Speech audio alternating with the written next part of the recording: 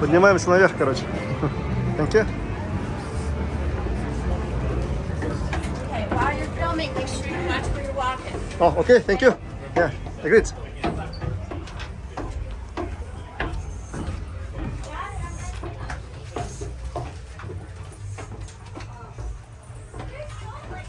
Поднимаемся наверх. Видите, Midway, Circuit Queen.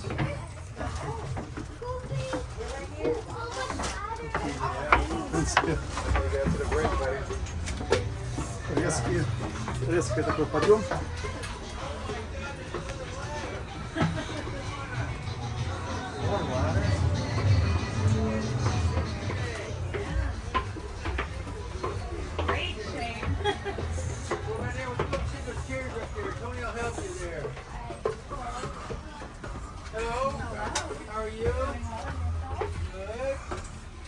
Hey, how you doing? You in the Navy? Really? Yes, sir. What? Not as air deal. What'd you do? Launch and recover. Oh, so you actually work? Yes, ships on the flight come? deck. Yes, Oh ships my up. God! Oh my God! I was on a Constellation. Yes, so was I. I got to be a chef. How you doing? I got the golden shell back. Oh, really? Yes, sir. I'm How golden about shell. that? So you got a couple whipping too, right? I got a bunch of whipping. It was a fun day. It Yes. was a fun day. Oh, that was a crazy day. Fun day. Stripped everything off your body. I was actually, I got paid back. Слушайте, одна из самых высоких точек здесь, на этом корабле. Вот, да? Такая капитанская рубка, я не знаю, как ее назвать. Реально прикольно.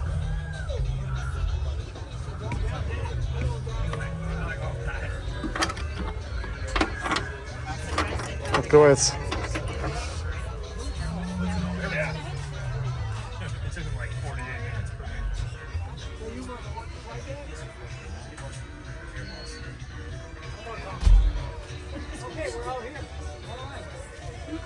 Good afternoon, everybody. I'm Tony Hervik of Docet.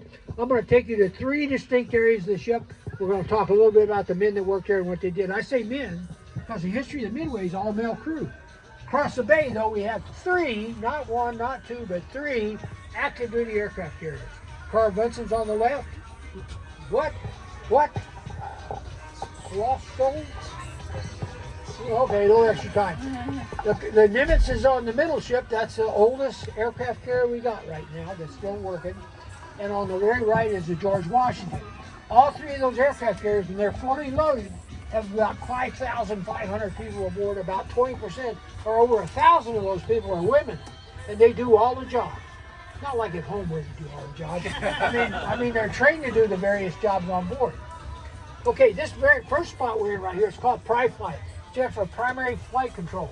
Much like a civilian tower that controls airplanes flying on and flying off. So that's what we are. We're an airport too, a floating airport.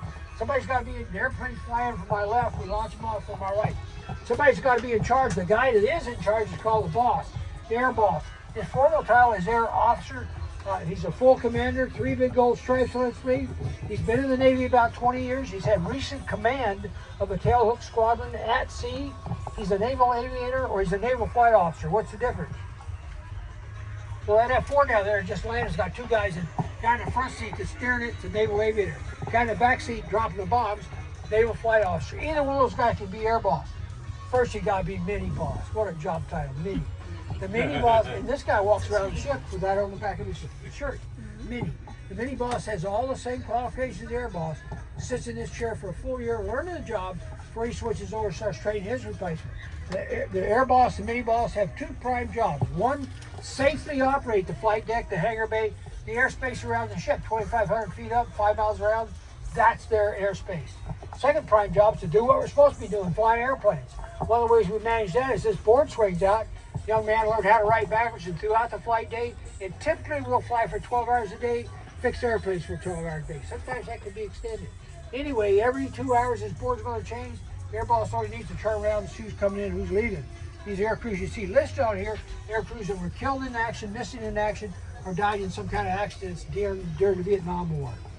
Through the history of the Midway, that's not nearly all of them, a lot more. Another young man operates these panels over here. They control all flight deck lighting. Very important to have the right lights on at the right time. In addition, its prime job is to monitor these orange dials. These orange dials reflect a setting on the resting gear engines below decks. That's the device that actually stops the airplane. They all have to reflect the same number, which is the maximum trap weight of that next airplane. And the air boss is going to tell them we're going to catch an E2C next. He'll look and say, 45. When these dials all say 45, he'll tell the air boss safe to catch the Hawkeye. This young man operates a panel off the port side of the aircraft carrier called a Fresnel lens. Here's a picture of it, picture of ours. It's a system of lamps, 5 each, project beams of light through a Fresnel lens that forms a beam such that when you come behind the aircraft carrier in the airplane, you can only see one of those beams. The one you want to see is the one right in the middle. We call it the meatball. As you get behind the aircraft carrier, you put your airplane in the right landing configuration. We call that angle of attack. While maintaining that angle of attack, we raise or lower power on the airframe to intercept that middle beam, and we'll fly that right down for a safe landing. A lot easier to talk about than to do. Okay. That's everybody that works up here, except we got about 6 or 7 guys standing back here doing nothing. What are they here for? Well, each squadron has the airplane flying, has a representative up here. His whole job is to assist the air boss in case there's an in-flight emergency. Because he's got a lot of knowledge in his head. If you don't have that knowledge in his head, there's some books over there called NATOPS News, Naval Air Training and Operating Procedure Standardization, that he can refer to help the air boss resolve that emergency. Although they think that stands for not applicable to our present situation. So anyway, these guys mostly stand there. Like I said, we have very few in-flight emergencies. Most of the time, they're just standing there like a potted plant. In fact, that's what we call them. We call them tire flyers. Okay, any questions? Now, you come up 4 ladders, you're going to go down 4 ladders. Now, you could be a sailor and go down frontwards, but if it's more comfortable for you, just go down that ladder backwards. Just like you come up and go the other way. That's more comfortable. Okay, any questions? That's it? All right. Thank you very much. Let's go. Thank you so much. Follow me to our next spot.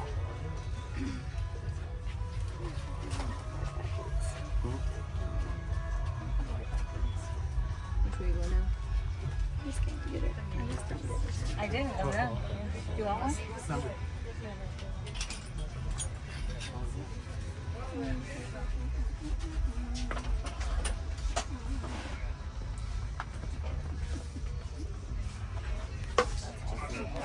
Че, решил здесь посидеть напоследок. Минуточку, да? Вот на этом креслице. Вот. Прикольная рубка, да? Парусник. Управление всем кораблем отсюда. По сути.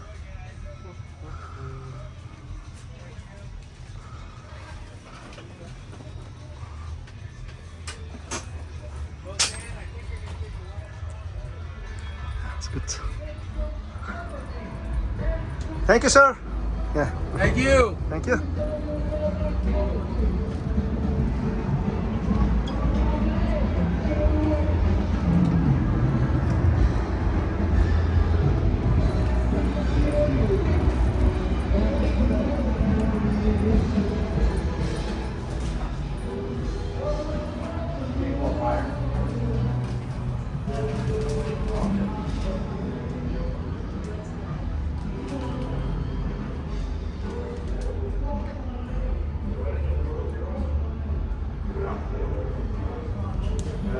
Что-то ждут там.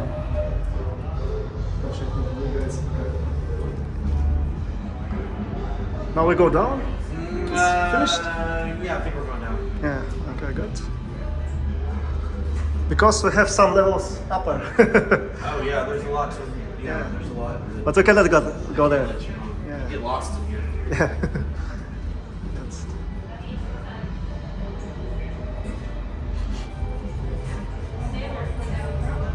No, sailing clearly. It's alright. There's a sailor. There's another sailor.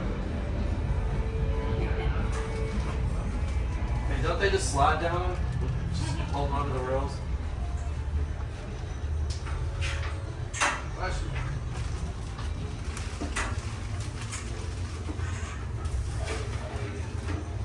Тут, видите, уровни наверх есть. Но мы не будем нарушать правила, да? Мы пойдем вниз.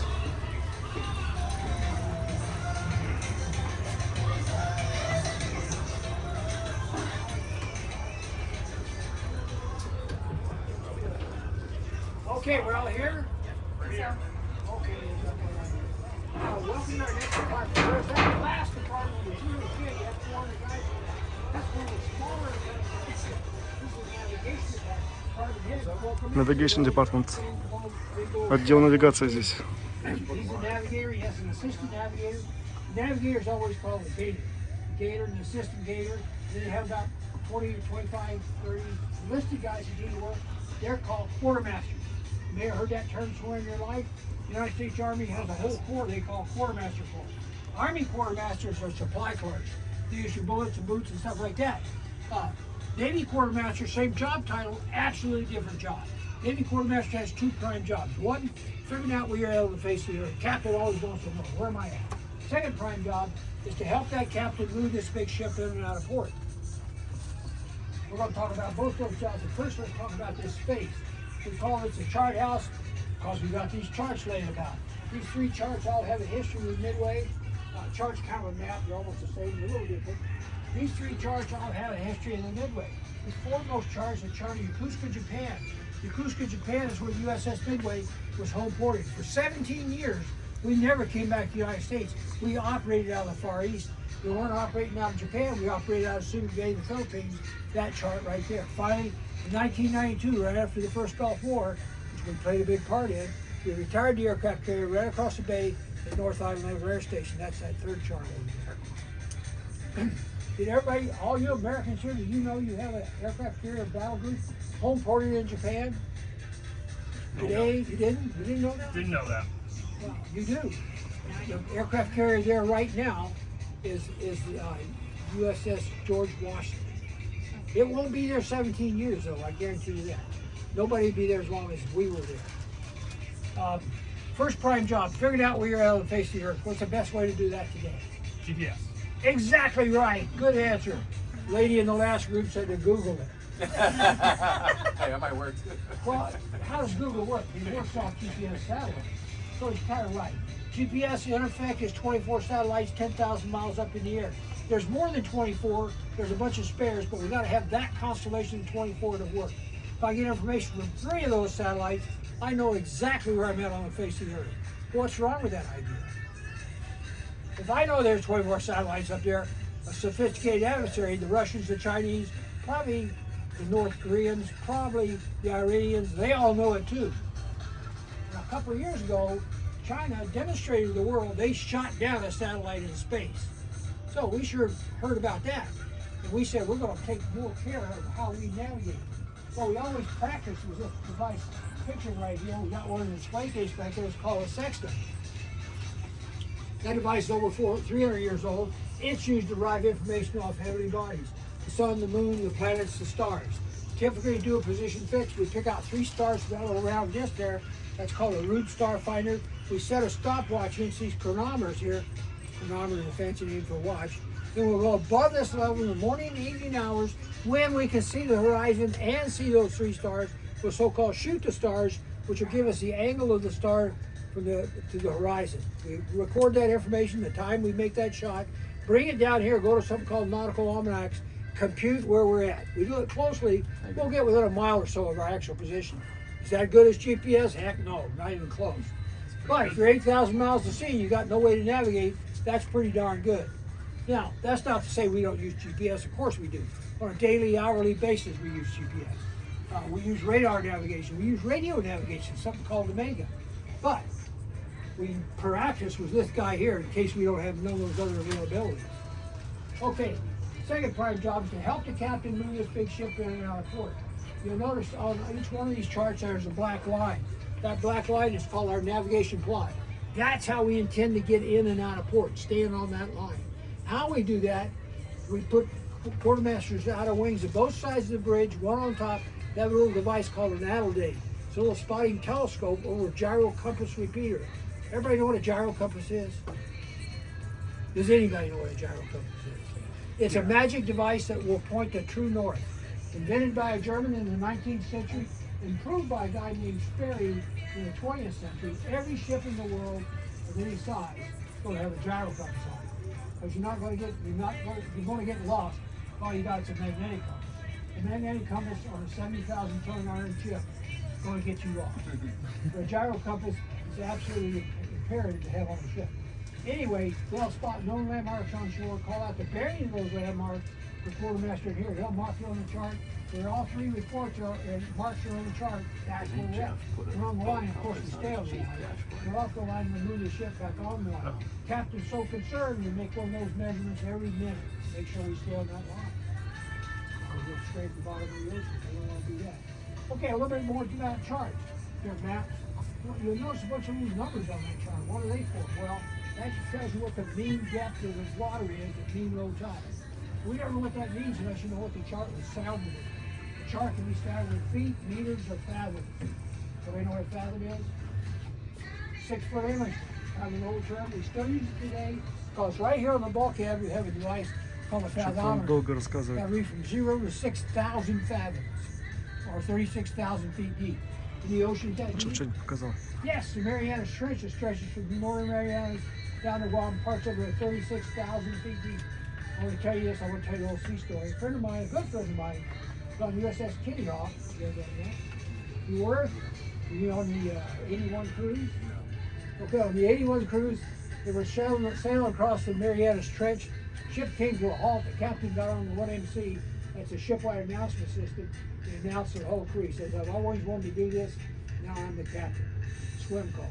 So everybody wanted to got on the elevators of the ship, jumped in the deepest ocean in the world, went swimming. They all got a little patch that I did the ditch. So isn't that cool? All right, any questions about this space? How long would it take to find your location by Sexton? Well, first Start off, to finish. it's got to be almost dark or almost light. And then you gather that information, go up there, hoping you can see those stars. I don't know how long it would take, probably half an hour to make the shots. If you could clearly see the stars, right, get the timing right, come down here a little bit all night. It ain't gonna be as fast as By then you've moved on. Huh? By then you've moved on. But you moved by then, of course. By the way, Thank you. just as a point of interest, anybody know who invented the sextant? Magellan. No. Ah. A guy named Isaac Newton. Heard of Isaac Newton?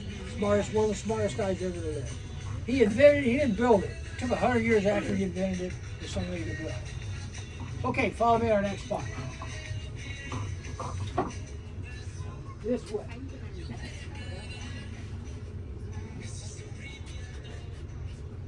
The ideal.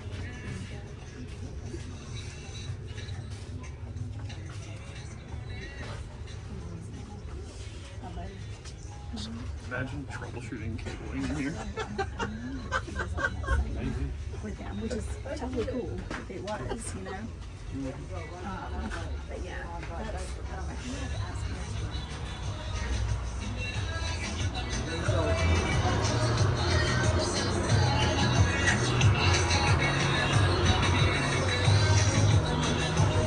Этот уровень все выше, чем тот, который был до этого.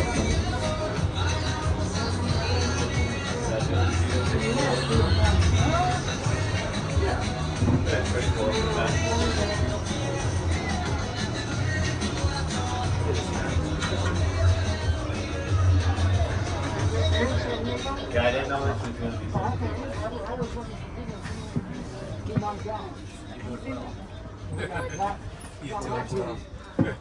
We are here, almost here.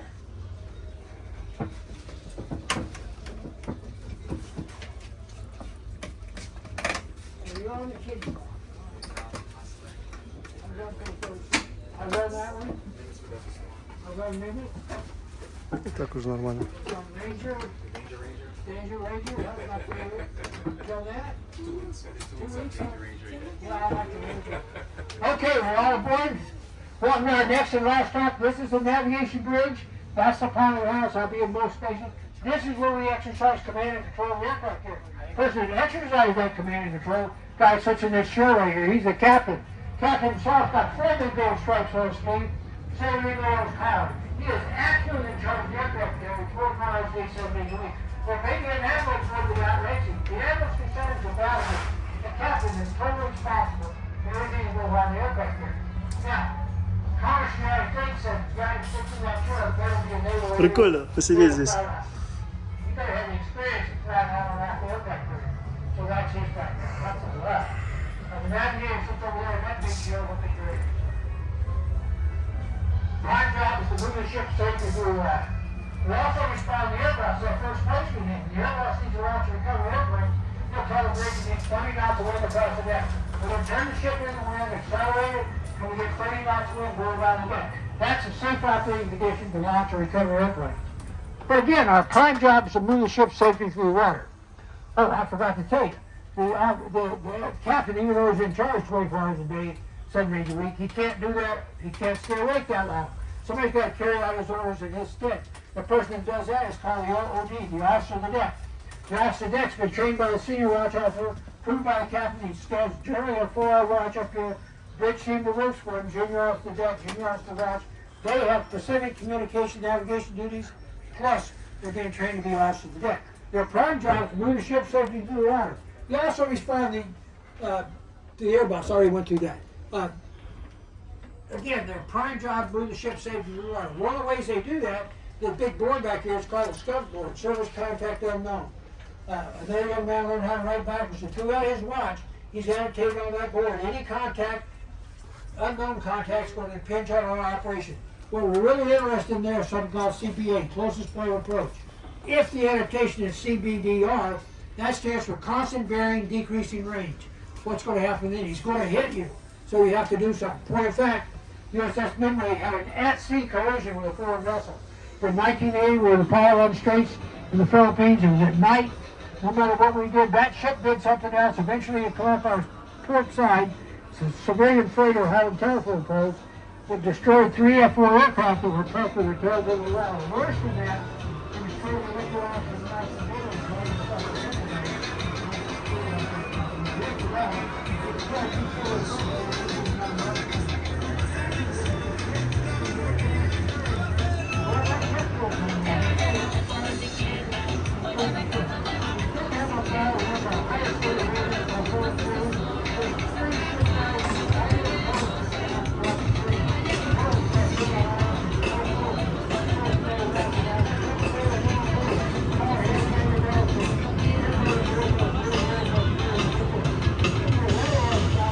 Видите, да?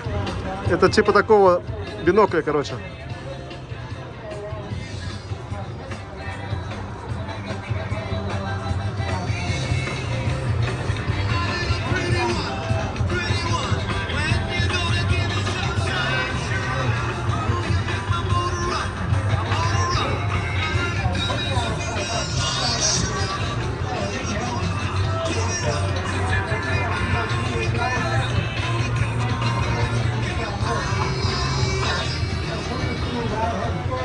Rings the bell around their engine rings 1 and 2. They know we have a new engine order.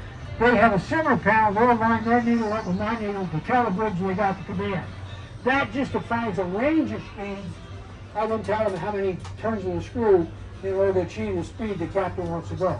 They also answer that. Lee Helmsman. Helmsman, the guy that steers the ship's right here.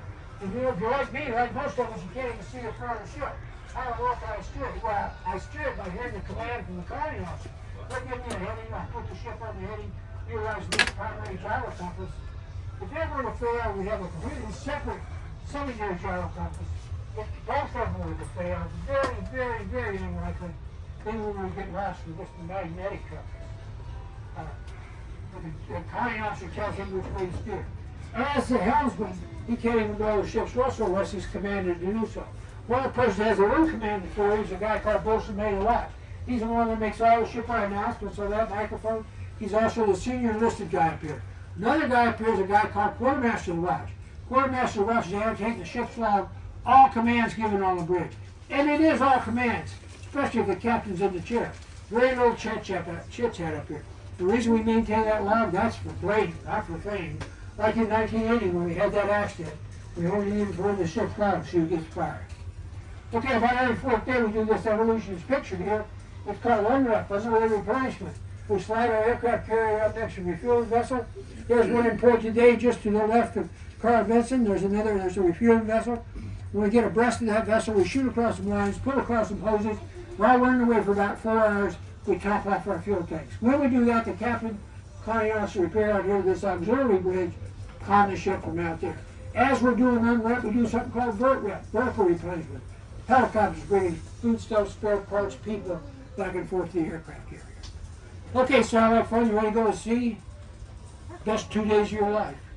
The day you left, the day you came back. Now, I guarantee you one thing. When launching recovering airplanes, the captain was in that chair. He's responsible for the lives of those aviators.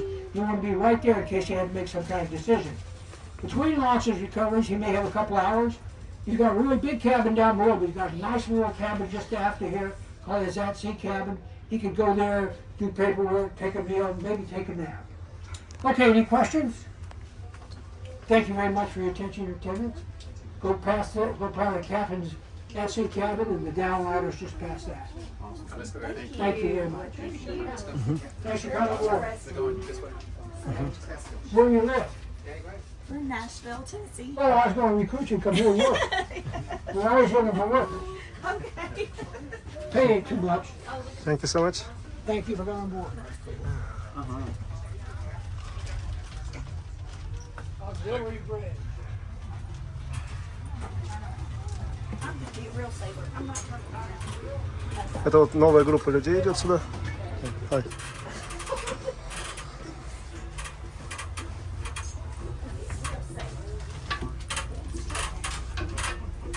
Straight down on my.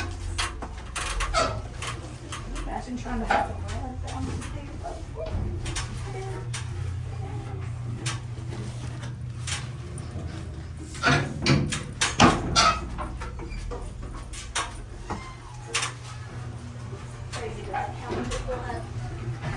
How many very important people have touched that thing? Like, as far as, you know?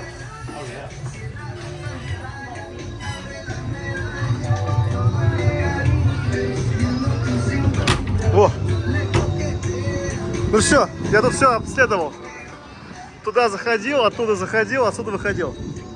Ну все, понятно.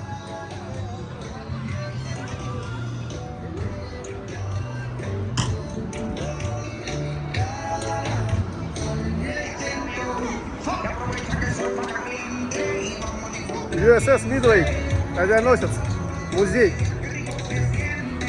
Давно хотел сюда попасть, и вот очень логично, что я именно в день вот этих вот Veterans Day сюда попал.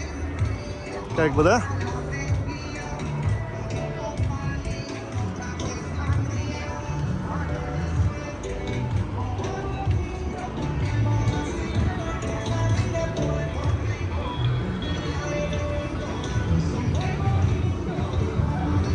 Это мы на этом авианосце находимся.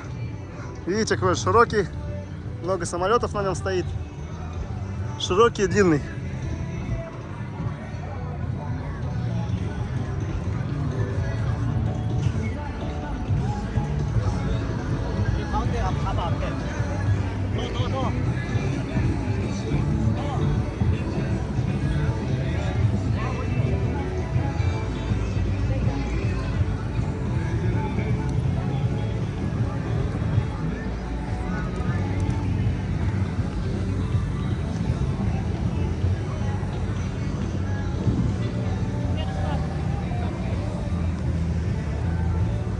Все очень весело.